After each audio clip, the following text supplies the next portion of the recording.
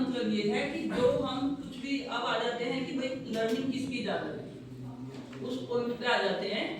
देखो जो बच्चे की थ्रू आउट फर्स्ट क्लास थी, वो बच्चे का जो नॉलेज वाला एस्पेक्ट होता है वो उसको ज्यादा आता था।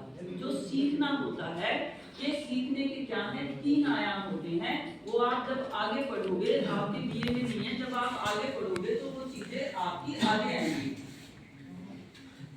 ये 3 आयाम होते हैं, कोग्निटिव,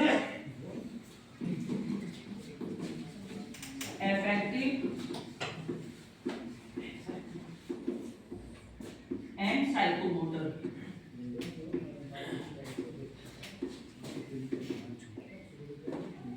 इस कोग्निटिव को कहते हैं नॉलेज, नोइंग।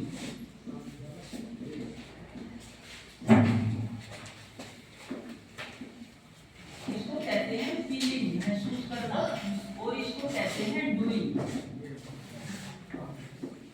देखो जब बच्चा कोई पढ़ता है जो थ्रू आउट फर्स्ट क्लास का, उसने क्या है, नोइंग वाला, यानी कि उस ज्ञान को जो अपने जो मतलब सीख लिया, रट्टा वट्टा मार के, उसको नॉलेज तो है, बट जो फील करने का है और डूइंग करने का है, वो उसका जो दायरा है, वो उसका डोमेन वीक है। तो हमें क्या करना है, हमें तो यहाँ पर ये इन दोनों को प्लस करते हुए हमें क्या है, यहाँ डूइंग, किसी काम को करने पर हमें फोकस देना है।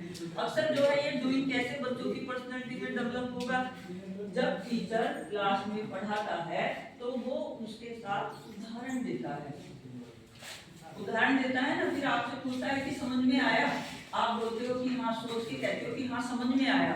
आपने टीचर ने कोई चीज पढ़ाई, टीचर ने फिर उससे रिलेटेड उदाहरण दिया, आपने जो है महसूस किया, तो महसूस करके आपने जो है जब ये पूछ रहा है ना कि समझ में आया, तो आप बोलोगे हाँ जी।